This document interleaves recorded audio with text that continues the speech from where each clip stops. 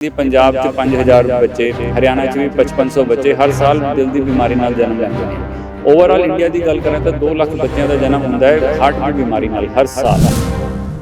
ਜਿਹੜੀ बीमारियां structural heart defect है तो बाय नेचर ही बच्चे का हार्ट हम डिवेलप नहीं होया बनिया नहीं है तो इस करके सानू इस तरह के इंटरवेंशनस करने पै रहे हैं। तो दोनों बीमारियां के कारण अलग है ये लाइफस्टाइल नाल इन्ना ज़्यादा रिलेशन नहीं है। जे यस 40+ ਤੇ ਪ੍ਰੈਗਨੈਂਸੀ ਹੋ ਰਹੀ ਹੈ ਜਾਂ ਤਾਂ ਜੈਨੇਟਿਕ ਪ੍ਰੋਬਲਮਸ ਆਉਣ ਦੇ ਜ਼ਿਆਦਾ ਚਾਂਸ ਹੁੰਦੇ ਨੇ ਉਹਨਾਂ ਦੇ। ਸਤਿ ਸ਼੍ਰੀ ਅਕਾਲ, ਤੁਸੀਂ ਵੇਖ ਰਹੇ ਹੋ ਦੈਨਿਕ ਸਵੇਰਾ ਟੀਵੀ। ਮੈਂ ਹਾਂ ਨੀਰੂ ਬਚਲਵਾਨ। ਬੱਚਿਆਂ ਦੇ ਵਿਚਕਾਰ ਅਕਸਰ ਦਿਲ ਦੀ ਬਿਮਾਰੀ ਜੋ ਹੈ ਪਾਈ ਜਾਂਦੀ ਹੈ, ਲੇਕਿਨ ਸਭ ਤੋਂ ਵੱਡਾ ਰੀਜ਼ਨ ਜੋ ਹੈ ਇਸ ਦੇ ਪਿੱਛੇ ਕੀ ਹੈ। ਡਾਕਟਰ ਰਜਤ ਸ਼ਰਮਾ ਇੱਥੇ ਸਾਡੇ ਨਾਲ ਮੌਜੂਦ ਹੈ। ਸਰ, ਆਪਾਂ ਗੱਲਾਂ ਤਾਂ ਬਹੁਤ ਕਰ ਲੈਂਦੇ ਹਾਂ, ਲੇਕਿਨ ਜਦ ਬੱਚਿਆਂ ਦੇ ਵਿਚਕਾਰ ਦਿਲ ਦੀ ਬਿਮਾਰੀ ਆ ਜਾਂਦੀ ਹੈ ਤੇ ਜਾਂ ਫਿਰ ਆਪਾਂ ਕਹੀਏ ਕਿ ਮਰੀਜ਼ ਬਣ ਜਾਂਦੇ ਨੇ ਤਾਂ ਇਹ ਚੀਜ਼ਾਂ ਕਿਵੇਂ ਹੁੰਦੀਆਂ ਨੇ ਤੇ ਕੀ ਰੀਜ਼ਨਸ ਰਹਿੰਦੇ ਨੇ ਇਹਨਾਂ ਦੇ ਪਿੱਛੇ? देखो, बच्चों च दिल की बीमारी होंदी है, इनकी परसेंटेज जे मैं तुहानू दसां तो 1000 बच्चों च एक बच्चे नूं दिल की बीमारी होंदी है जन्मांदरू। इन्हां दा रीज़न की है 99% केसिस अज तक साइंस भी नहीं दस सकती। 1% केसिस कोई जेनेटिक प्रॉब्लम हो सकती है, मदर नूं कोई वायरल इन्फेक्शन है, डायबिटीज़ है या कोई मैडिसिन इस तरह की प्रेगनेंसी च लिती गई है जिंदे नाल हार्ट की प्रॉब्लम हो जाए। तो इस तरह के केस टोटल मिला के सिर्फ 1% केस ही होंगे ने। 99% केसिस आप नहीं कह सकते कि की बीमारी हुई है। ਹੁਣ ਇੰਡੀਆ 'ਚ ਬਰਥ ਰੇਟ ਆਪਣਾ ਇੰਨਾ ਹੈ ਕਿ ਇਹ ਪਰਸੈਂਟੇਜ ਜਿਹੜੀ ਆ ਜਾਂਦੀ ਹੈ ਨਿਕਲ ਕੇ ਆਉਂਦੀ ਹੈ। ਪੰਜਾਬ 'ਚ 5000 ਬੱਚੇ, ਹਰਿਆਣਾ 'ਚ ਵੀ 5500 ਬੱਚੇ ਹਰ ਸਾਲ ਦਿਲ ਦੀ ਬਿਮਾਰੀ ਨਾਲ ਜਨਮ ਲੈਂਦੇ ਨੇ। ਓਵਰਆਲ ਇੰਡੀਆ ਦੀ ਗੱਲ ਕਰਾਂ ਤਾਂ 2 ਲੱਖ ਬੱਚਿਆਂ ਦਾ ਜਨਮ ਹੁੰਦਾ ਹੈ ਹਾਰਟ ਦੀ ਬਿਮਾਰੀ ਨਾਲ ਹਰ ਸਾਲ, ਹੈ ਨਾ। ਅਤੇ ਬਿਮਾਰੀ ਤਾਂ ਇਹ ਹੈ ਹੀ ਹੈ। ਹੁਣ ਸਾਡੀ ਡਾਇਗਨੋਸਟਿਕ ਕੈਪੇਬਿਲਿਟੀਜ਼ बढ़ ਗਈਆਂ, ਈਕੋਕਾਰਡੀਓਗ੍ਰਾਫੀ ਆਰਾਮ ਨਾਲ ਹੋ ਜਾਂਦੀ ਹੈ, ਜਿਹੜੇ ਬੱਚਿਆਂ ਦੇ ਡਾਕਟਰ ਹੈ ਉਹ ਜ਼ਿਆਦਾ ਜਾਗਰੂਕ ਹੋ ਗਏ ਹੈ ਅਤੇ ਬਿਮਾਰੀਆਂ ਟਾਈਮ 'ਤੇ ਡਿਟੈਕਟ ਵੀ ਹੋ ਜਾਂਦੀਆਂ ਨੇ। ਕਿਉਂਕਿ ਜਿਸ ਨਵਜਾਤ ਬੱਚੇ ਦਾ ਤੁਸੀਂ ਇਲਾਜ ਕੀਤਾ ਹੈਗਾ, ਇਹ ਕਿਵੇਂ ਡਿਟੈਕਟ ਹੋਇਆ ਤੇ ਇਸ ਨੂੰ ਕਿਵੇਂ ਪ੍ਰੋਬਲਮ ਆ ਗਈ? ਇਹਦਾ ਜਨਮ ਪ੍ਰੀਮੈਚੁਰ ਹੋਇਆ ਸੀਗਾ। ਬਰਥ ਤੇ ਜਨਮ ਦੇ ਟਾਈਮ ਤੇ ਇਹਦਾ ਵਜਨ ਸਿਰਫ 1.5 ਕਿਲੋ ਸੀਗਾ ਤੇ ਵੈਸੇ ਹੀ ਡਾਕਟਰਾਂ ਦੀ ਨਜ਼ਰ ਸੀਗੀ ਇਸ ਬੱਚੇ ਦੇ ਉੱਤੇ ਕਿ 1.5 ਕਿਲੋ ਦੇ ਬੱਚੇ ਨੂੰ ਤਾਂ ਨਰਸਰੀ 'ਚ ਰੱਖਣਾ ਹੀ ਪੈਂਦਾ ਹੈ। ਤੇ ਡਾਕਟਰਾਂ ਨੇ ਉੱਥੇ ਪਾਇਆ ਕਿ ਇਹਦਾ ਆਕਸੀਜਨ ਲੈਵਲ ਬਹੁਤ ਘੱਟ ਹੈ ਤੇ ਉਹ ਦਿਨ ਬ ਦਿਨ ਘਟਦਾ ਜਾ ਰਿਹਾ ਹੈ। ਇਹਨਾਂ ਦੇ ਹਾਰਟ 'ਚ ਜਿਹੜੀ ਪ੍ਰੋਬਲਮ ਸੀਗੀ ਉਹਦੇ 'ਚ ਇਹਦਾ ਰਾਈਟ ਸਾਈਡ ਦਾ ਹਾਰਟ ਬਣਿਆ ਨਹੀਂ ਹੈ, ਫੇਫੜਿਆਂ ਦੀ ਨਸ ਬਣੀ ਨਹੀਂ ਹੈ ਤੇ ਇੱਕ ਐਕਸਟਰਾ ਨਸ ਜਿਹੜੀ ਹਰ ਬੱਚੇ 'ਚ ਹੁੰਦੀ ਹੈ ਉਹ ਉਹਦੇ ਰਾਹੀਂ ਫੇਫੜਿਆਂ 'ਚ ਖੂਨ ਜਾ ਰਿਹਾ ਸੀ। ਹੁਣ ਉਹ ਨਸ ਡੇ ਬਾਏ ਡੇ ਸੁੱਕੜਦੀ ਜਾਂਦੀ ਹੈ।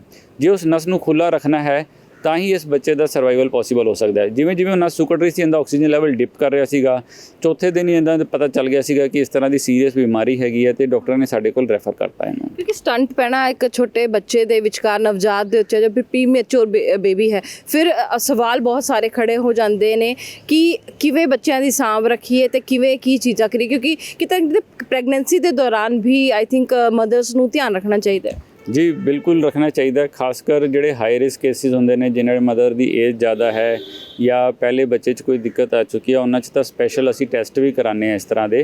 बट हर केस क्योंकि रीज़न भी नहीं पता तो दसना मुश्किल होंगे कि ख्याल रखा जाए। दूजी गल जोड़ा ये स्टेंट है इनू आप ना वड्डियां दे स्टेंट नाल कंपेयर नहीं कर सकते। वड्डियां दे स्टेंट होंगे लाइफस्टाइल डिसीज़ है, कोरोनरी आर्टरीज ब्लॉक हो गई उन्होंने स्टेंट पै रहा है।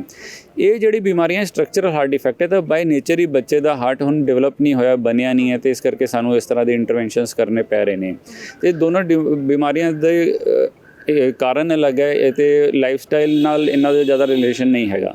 ਅੱਛਾ ਸਰ, ਤੁਸੀਂ ਇੱਕ ਏਜ ਦੀ ਵੀ ਗੱਲ ਕੀਤੀ। ਤੁਸੀਂ ਕਿਹਾ ਕਿ ਮਤਲਬ ਬੇਬੀ ਕਨਸੀਵ ਕਰਨ ਦੇ ਟਾਈਮ ਤੇ ਵੀ ਏਜ ਦਾ ਵੀ ਬਹੁਤ ਇਫੈਕਟ ਹੁੰਦਾ ਹੈ, ਉਹ ਉਸ ਨੂੰ ਕਿਵੇਂ ਵੇਖਦੇ ਹੋ? ਜੀ ਕੋਈ ਵੀ ਆਪਾਂ ਜਿਹੜੀ ਜੈਨੇਟਿਕ ਪ੍ਰੋਬਲਮਸ ਹੁੰਦੀਆਂ ਇਹ ਦੇਖਿਆ ਗਿਆ ਹੈ ਕਿ ਜੇ ਮਦਰ ਦੀ ਪਹਿਲੇ ਬੱਚੇ ਦੇ ਟਾਈਮ ਤੇ ਏਜ ਜ਼ਿਆਦਾ ਹੋਵੇ, 40+ ਹੋਵੇ, ਉਹਨਾਂ 'ਚ ਜ਼ਿਆਦਾ ਕਾਮਨ ਹੁੰਦੀਆਂ ਨੇ।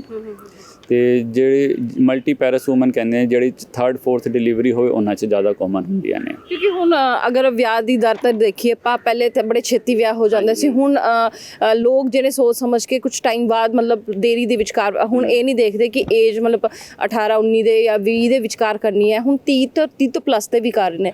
ਤੇ ਕੀ ਉਹਨਾਂ ਦੇ ਵਿਚਕਾਰ ਵੀ ਇਸ ਤਰ੍ਹਾਂ ਦੀ ਪ੍ਰੋਬਲਮਸ ਆ ਸਕਦੀਆਂ ਨੇ? ਜਨਰਲੀ ਜੇ ਯਸ 40+ ਤੇ ਪ੍ਰੈਗਨੈਂਸੀ ਹੋ ਰਹੀ ਹੈ ਜਾਂ ਤਾਂ ਜੈਨੇਟਿਕ ਪ੍ਰੋਬਲਮਸ ਆਉਣ ਦੇ ਜ਼ਿਆਦਾ ਚਾਂਸ ਹੁੰਦੇ ਨੇ ਉਹਨਾਂ 'ਚ। ਤੇ ਇਸ ਤਰੀਕੇ ਦੇ 35 ਤੋਂ ਪਹਿਲਾਂ ਹੋ ਜਾਏ ਤਾਂ ਜ਼ਿਆਦਾ ਚੰਗਾ ਰਹਿੰਦਾ। ਮਤਲਬ ਤੁਸੀਂ ਕਹਿ ਰਹੇ ਹੋ ਕਿ 35 ਤੋਂ ਪਹਿਲਾਂ ਆਪਣੇ 2 ਬੱਚੇ ਹੋ ਜਾਣੇ ਚਾਹੀਦੇ, ਉਸ ਤੋਂ ਬਾਅਦ ਨਾ ਸੋਚਿਆ ਜਾਵੇ? देखो इस तरह का रूल तो कोई भी नहीं दस सकता, बट चांसिस ज़्यादा ने। तो जेकर तुसी प्लान भी करते हैं तो डेफिनेटली ਉਹਨਾਂ ਨੂੰ ਅੱਜ ਕੱਲ੍ਹ ਗਾਇਨੋਕੋਲੋਜਿਸਟ ਹੈ ਉਹ ਵੀ ਜ਼ਿਆਦਾ ਜਾਗਰੂਕ ਹੈਗੇ ਨੇ, ਉਹਨਾਂ ਦੇ ਸਾਰੇ ਟੈਸਟ ਕਰਾ ਕੇ ਚੱਲਦੇ ਨੇ ਵੀ ਜੈਨੇਟਿਕ ਮਾਰਕਰ ਵਗੈਰਾ ਕੋਈ ਅਬਨੋਰਮਲ ਤਾਂ ਨਹੀਂ ਆ ਰਹੇ ਜੇ ਪ੍ਰੈਗਨੈਂਸੀ ਲੇਟ ਕਨਸੀਵ ਕੀਤੀ ਹੈ।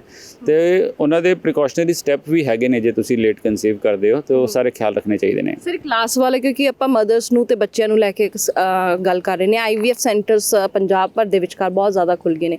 ਆਪਾਂ ਜਦ IVF ਦੀ ਗੱਲ ਕਰਦੇ ਨੇ ਤਾਂ ਕੀ ਬੱਚਿਆਂ ਦੇ ਵਿਚਕਾਰ ਇਸ ਤਰ੍ਹਾਂ ਦੀ ਉਹਨਾਂ ਦੀ ਪਰੇਸ਼ਾਨੀਆਂ ਆ ਸਕਦੀ, ਕਿਉਂਕਿ IVF ਬੇਬੀ ਇੱਕ ਅਲੱਗ ਤਰ੍ਹਾਂ ਦੀ ਬੇਬੀ ਹੋ ਗਈ।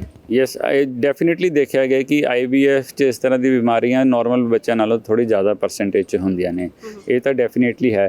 ਬਟ IVF ਦੀ ਟੈਕਨੀਕ ਵੀ ਹੁਣ ਇੰਨੀ ਡਿਵੈਲਪ ਹੋ ਰਹੀ ਹੈ, ਹੁਣ ਲੋਕ ਜਿਹੜੇ ਨਹੀਂ ਕਨਸੀਵ ਕਰ ਪਾ ਰਹੇ ਉਹ ਕਰ ਪਾ ਰਹੇ, ਤੇ ਪ੍ਰੋਸ ਐਂਡ ਕੌਨਸ ਦੋਨੋਂ ਸਾਈਡ 'ਤੇ ਤੇ ਇਹਦੇ ਫਾਇਦੇ ਜ਼ਿਆਦਾ ਹੈ। ਬਟ ਜੇ ਡੈਫੀਨੇਟਲੀ ਜਿਵੇਂ ਮੈਂ ਤੁਹਾਨੂੰ ਦੱਸਿਆ ਕਿ ਹਾਈ ਰਿਸਕ ਪ੍ਰੈਗਨੈਂਸੀ ਨੂੰ ਅਸੀਂ ਸਾਰੇ ਮੋਨੀਟਰ ਕਰਦੇ ਹਾਂ, ਇਸ ਤਰ੍ਹਾਂ IVF ਬੇਬੀਜ਼ ਨੂੰ ਵੀ ਬਹੁਤ ਮੋਨੀਟਰ ਕੀਤਾ ਜਾਂਦਾ ਹੈ ਕਿ ਉਹਨਾਂ ਦੇ ਅਲਟਰਾਸਾਊਂਡ, ਸਾਰੇ ਫੀਟਲ ਇਕੋਕਾਰਡੀਓਗ੍ਰਾਫੀ ਤੇ ਜੈਨੇਟਿਕ ਟੈਸਟ ਟਾਈਮ ਤੋਂ ਟਾਈਮ ਹੁੰਦੇ ਰਹਿਣ ਤਾਂ ਕਿ ਆਪਾਂ ਨੂੰ ਇਹਨਾਂ ਬਿਮਾਰੀਆਂ ਦਾ ਟਾਈਮ ਤੇ ਪਤਾ ਚੱਲ ਜਾਏ।